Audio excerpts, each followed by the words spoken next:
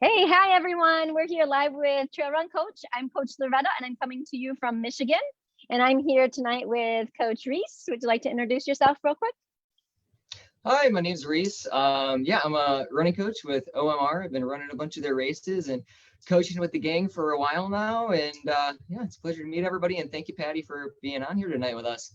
Oh, thank you so much. I'm looking forward to, extracting some knowledge and for you guys to help me to get back on track. Totally. Wonderful. Well, let's get right into it then. I kind of wanted to talk to you about your history and kind of where you were at the beginning of the year and what kind of happened. We were talking a little bit about something that's been interrupting your running, so we could kind of build up into that and then where you want to go into the future. So kind of give us like a whole rundown on what you got. Okay. I'm relatively new to running distance and stuff. I ran a long time ago, a little bit, 5Ks here and there. So when COVID hit, I played hockey, ice hockey, and I was looking for something to just, keep my endurance up. So I just started running, and then just, I don't know, the distances just kept like going on, and I had fun, like keep pushing it. And I was doing my own marathons just on a training run. So I signed up for, and then I think I read, I'm a vegan, plant-based, and I started reading, Rich Roll's book and Scott Jurek and all that. And I was like, what's ultra running? And so I started researching a little bit about it. And then, I don't know, I was starting to get close to, or, doing the marathon distance. I'm like, I could do a 50K, right? So I just started doing that, and I'm very passionate about combining good nutrition, strength training, yoga, and now running. And so anyway, that's carried me for the last, couple of years right now, right? So last year I ran my first ultra. It was a 50K. It was the Hennepin, and that was super fun. And then this year I ran the Kettle. I did a 50K as well, and it's totally different races, right? And so I'm very much getting used to it and learning about the different techniques and, how to train specifically for different races. So anyway, I signed up for the Hennepin 50 miler in October. And right after the Kettle, I ran that race, was fine. I had a great time.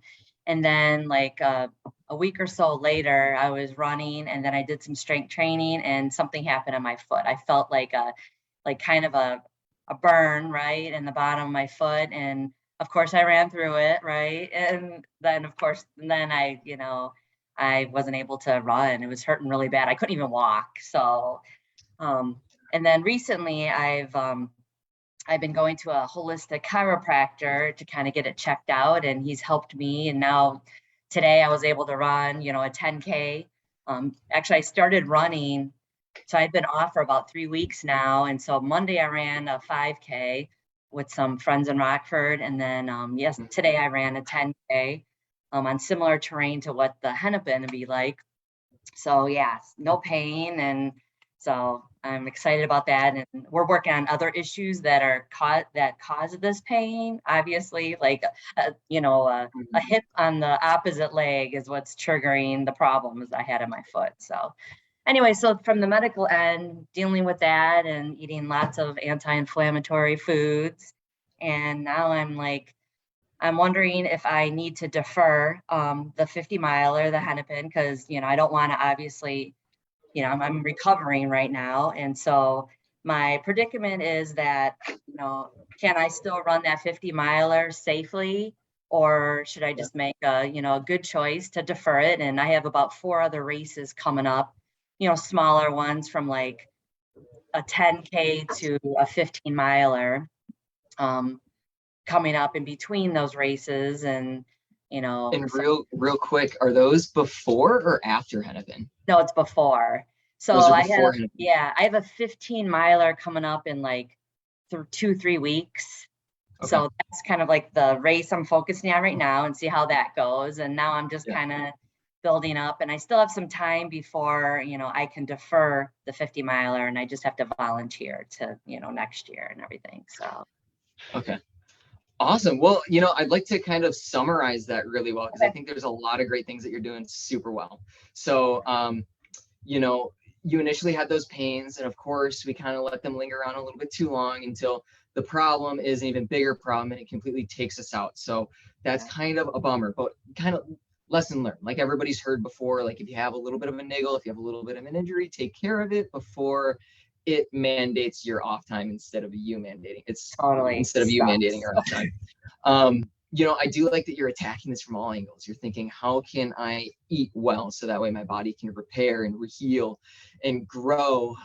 You know, foods, what we eat are directly going to impact our body's ability to get stronger for sure, as well as just the strength training and looking towards other professionals that are going to be able to help you kind of gain insight into your body. And it really sounds like you have this learner mentality, which is fantastic, especially with your races, kind of this student of the sport, Yeah.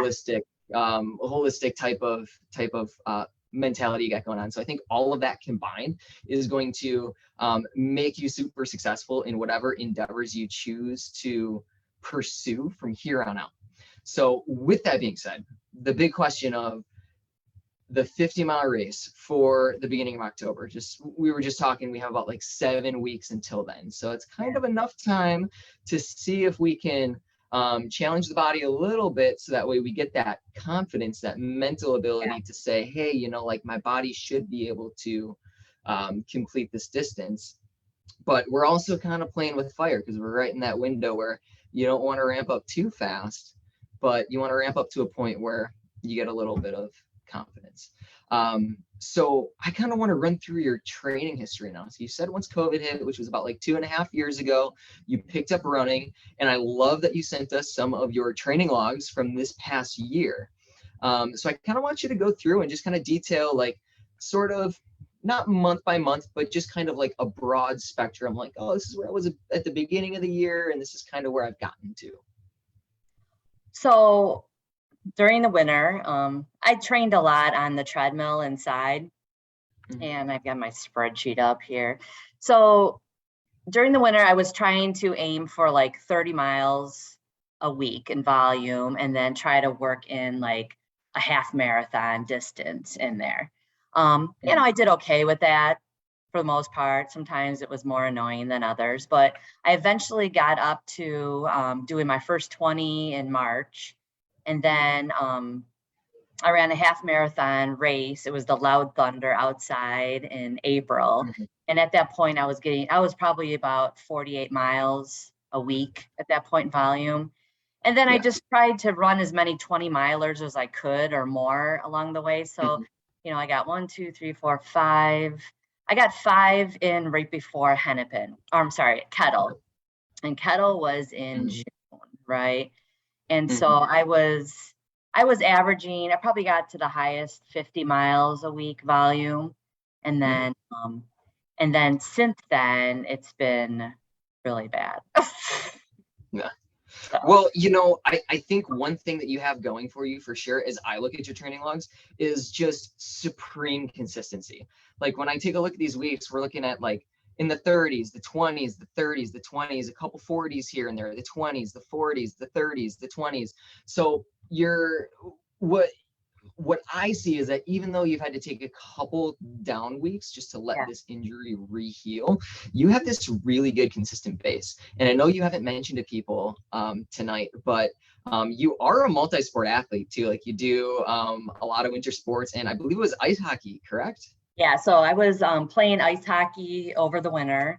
I didn't play spring, and then I didn't sign up for summer. So I've been off ice hockey for, you know, a few months or whatever. So, but yeah, I do ice hockey, rollerblading. So yes. And I love, like, when I'm not doing, when I wasn't running like crazy now, I was like, all right, I need to do other things. I still was hiking and trying to walk as much as I could. And then I'm very much into the strength training. So I try to at least do I'm big into doing like compound exercises, and, I'm always trying to define, add a little bit here and there to do specific stuff like for running. Yeah. And I know you're very much big into, the strength training and designing that.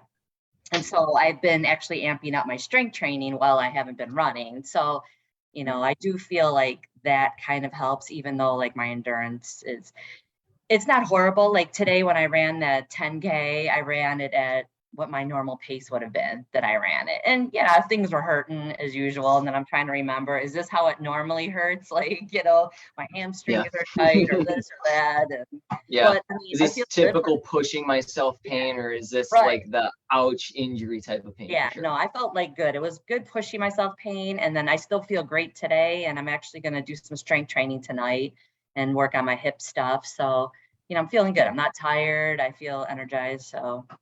So globally, you have this athletic base that I think is fantastic because you can kind of transition and point that into certain directions. You're not just, I'm off for running, I can't do anything. I love that you're working then, I can't be running, it hurts, but there's something that I can gain in my overall athleticism that when I do get back to running will eventually kind of shape me into a better runner, which I think is fantastic. Of course, when you spend time off of running and you get back to it, there's going to be a little rust to shake, some cobwebs to clear out and whatnot.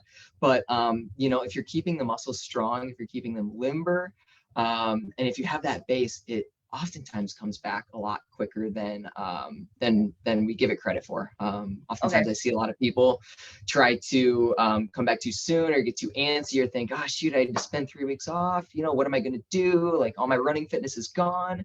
But one thing that I love to tell people is if you completely stop all exercise for 2 weeks, you might lose about 2 to 3% of your top end fitness. So realistically, like what's going to feel the worst, or not feel the worst, but feel the most challenging is maybe just the biomechanics of getting your stride to feel smooth. So, I always like to try to dispel any type of anxiety of like, oh, I just lost all my fitness, just throw in the towel, So, and it doesn't sound like you think like that by any means, which I think is going to benefit you too. Yeah. I mean, I was freaking out a little bit because like, the 50 miler, I still was, the Hennepin, or I'm sorry, God, I'm like screwing up. The kettle was a great, like, it was a good mental boost. I felt strong at the end of that. I felt strong throughout that whole race. I had my nutrition, everything dialed in. It was a beautiful day, it was awesome. It was like perfect kettle or whatever running day. And so I felt good. And I felt, okay, now I can like put my head around the fact that I'm going to now take on this, additional 20-mile big picture. And then the whole injury thing, like almost was like an excuse to be like, oh my God, like, here's my excuse out, but I don't want to take that out. I kind of still want to like, you could do it. I know you could do it deep down inside. It might take you all day. And, my approach to this race, I've never really approached my first 50Ks or even all of the 50Ks right now, because I'm so new to it, with some sort of like pace or time. Like, I mean, I have a general idea of like, hey, I'd like to get it done in this much time, but my goal is to finish it, but I'm also not going to quit, like it's happening. It's just, how is it going to happen? And I wanted to, not be as painless in the sense, because there is pain, but also like as smart as possible, I guess. So definitely be as prepared as I can for it, For sure. Along that same vein, I kind of want to talk with you about goal setting for this race. I take it that this Hennepin is kind of your A race. You did the 50K last year. You're looking to do the 50 mile this year. So everything, your 15 miler, your other races are kind of leading up to that. Yeah. What is your like A goal for the event? What is your best case scenario? This is what I want out of the day. I just want to finish feeling good. Like the other 50Ks, I've finished all feeling good. I mean, I was tired, right? And I was like, crippled walking and everything, but, I just felt good. I felt proud of myself, and, that I accomplished this thing that, seems in our society is like, like just a crazy idea. But I mean, around the world, people put on these type of miles. And, I keep coming back to like Scott Jurek. He's my inspiration. When he did did the Appalachian Trail, I mean, he was doing 50 miles a day, right? And at one point he got injured, and I'm like, you know what, I could do this. Like, it may take me all day, and I just want to I don't know. I know I could do it. I just need a little bit. I just need to do it to like know that I could like do it, right? So I Yeah, guess for sure. that's my goal, is to just do it, right? To get there. Okay. I'm sure I'll be nauseous as hell and like anxiety ridden all before it, but you know, just step on it and go. Now working back from that A race towards these other races, namely you mentioned that 15-mile race. What is your goal for that race? That, I guess, just to have fun, you know, and make sure I can do it, right? I should have been able to do it, right? So my goal for that race, I guess, is to just, you know, prove to myself, like, you could do it. It's just one, you know, 15-mile, and then it's, you know, just keep plugging away. Like, you know, when I was running today, I'm like, all right, I did 5K on Monday, right? Felt good. Did 10K today, feel good. All right, you know, now I'm like, I'm kind of thinking, okay, I'm going to do a 15K this week. I'm like, that's going to be the beginning of how I'm going to approach this long run. And when I run the long runs, I do a run walk combo, like with the Hennepin.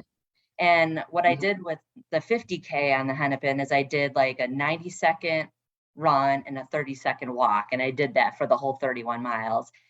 And I'm not exactly sure yet how that's going to manifest in this one, and if that's a good approach to doing like a run walk with these long races, but with 50 miles, but that's how I'm going to start this week. I'm going to do my long run, even if it's only a 15K, like I'm just going to do it and see how I feel, and then just keep building up. And, you know, if everything just keeps going well, I should be able to do that 15-mile or no problem. And even if it, you know, it takes me a long time, like I'm not in a rush. This is fun. This is a hobby. I go out because I enjoy the time out there and I love being in nature, and that's it. That's awesome. And you know, personally, just listening to your goals, I think you have some really awesome, and really, most importantly, realistic goals, right?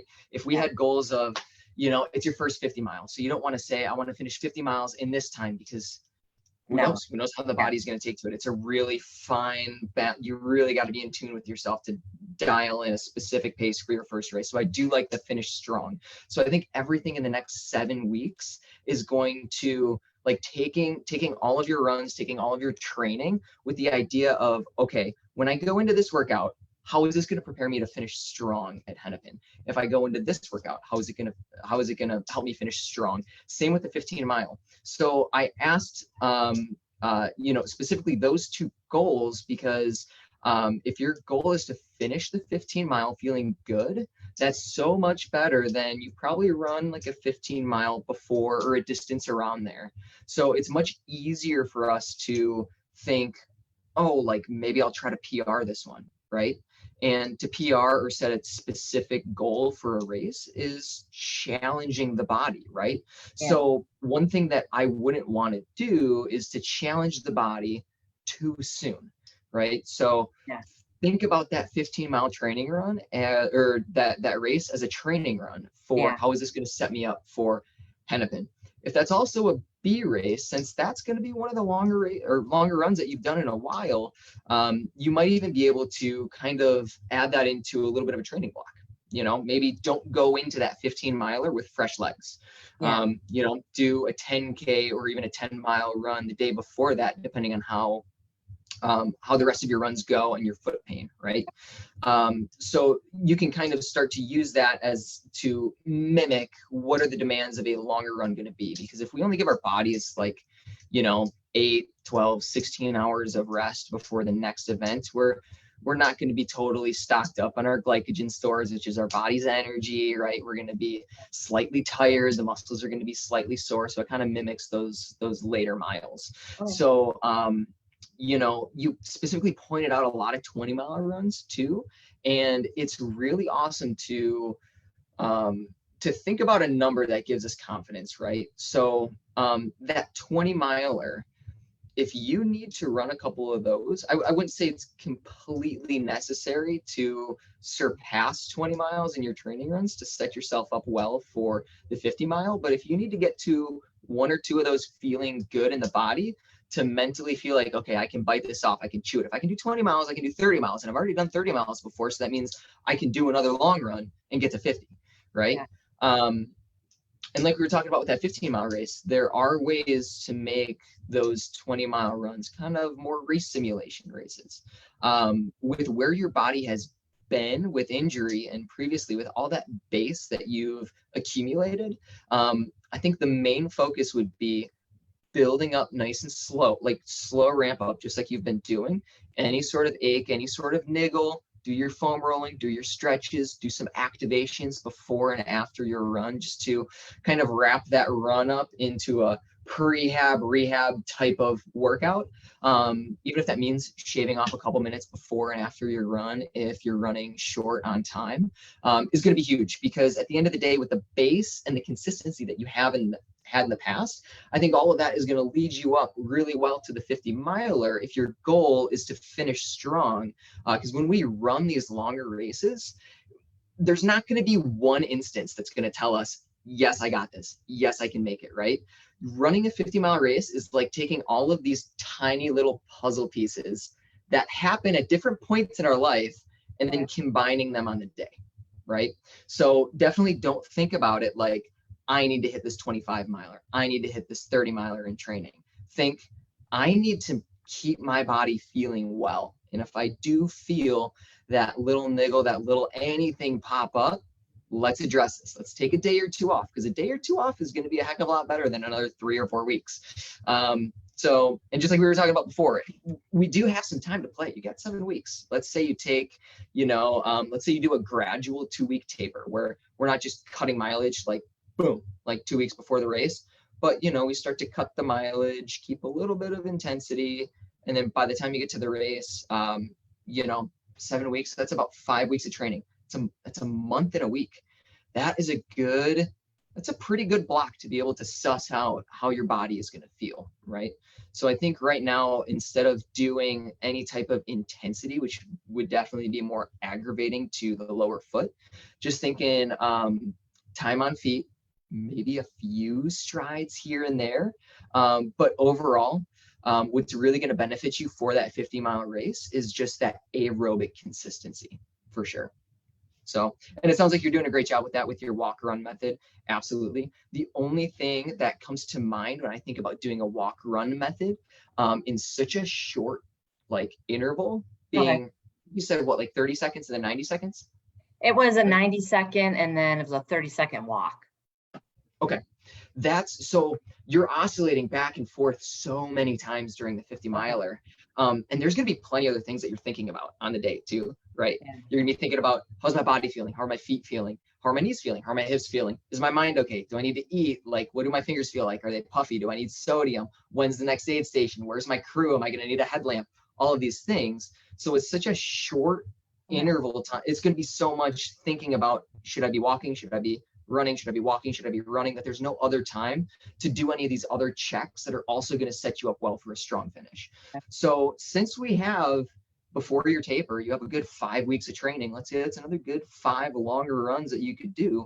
Maybe you start to play a little bit more with some of those intervals. I'm sorry, go ahead. Oh, I'm sorry. No, go for it.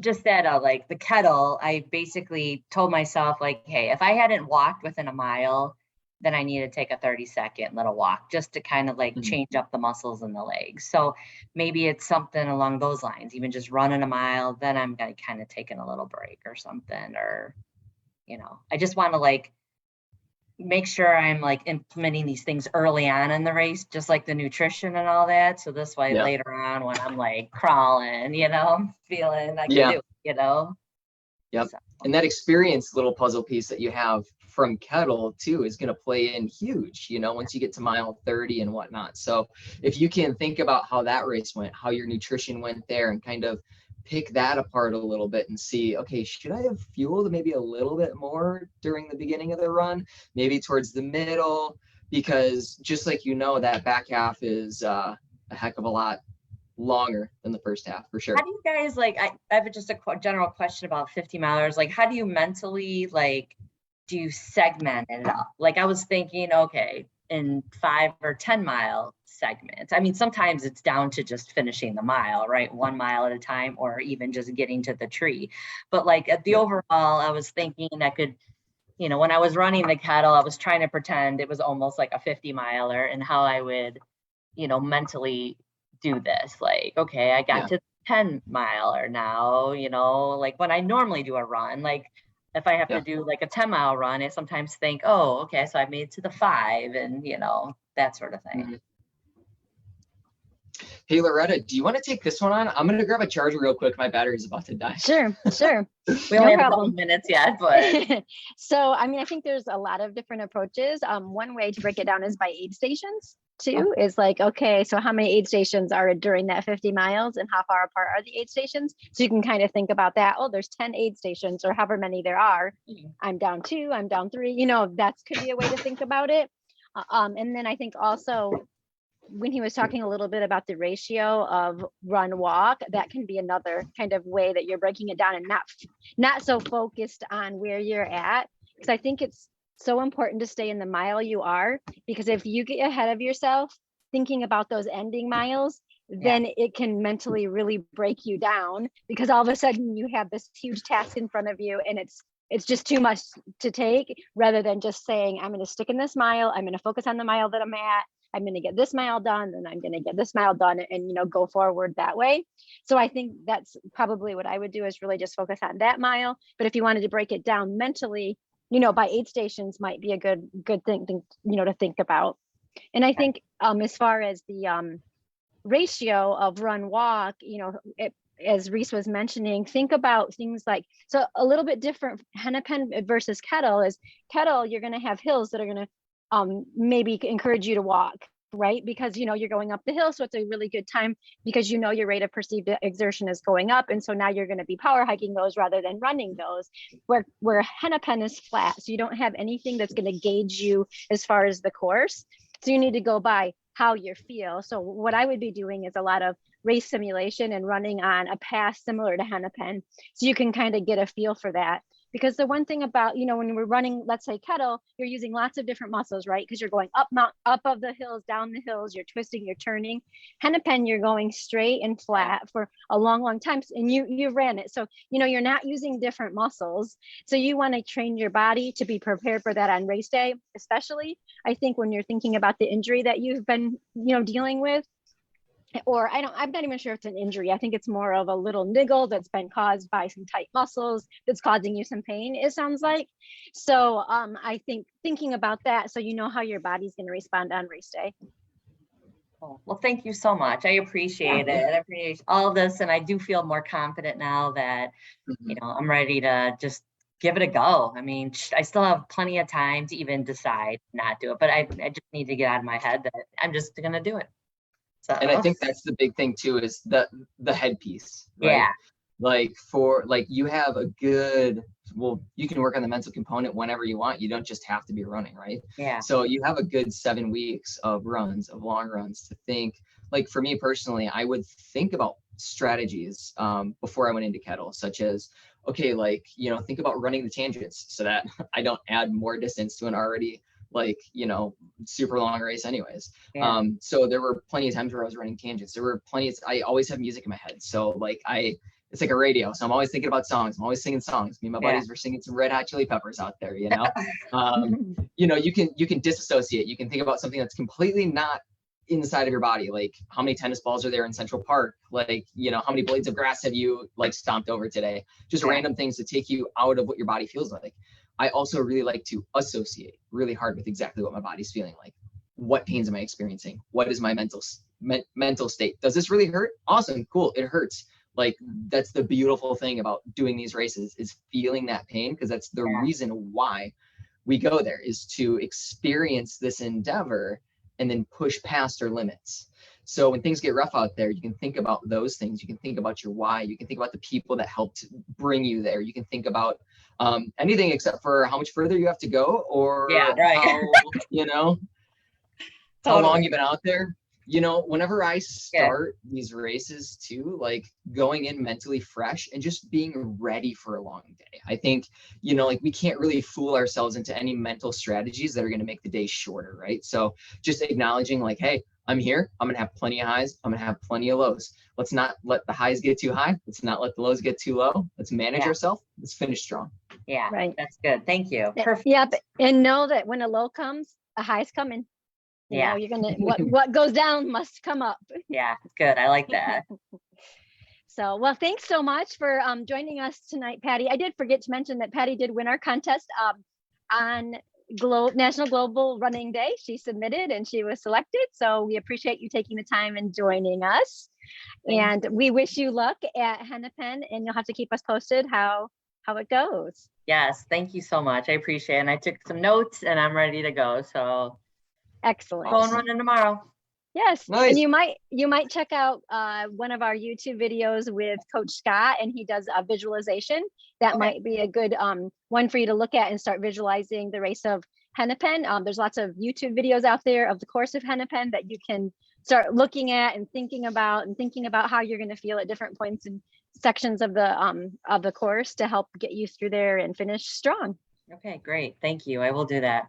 All right. Well, thank you so much. Thank you, Reese. Thank you, Reese. Thanks, everybody. All right, Drop a bye. line anytime, Patty. All right. Thank you so much. Take care.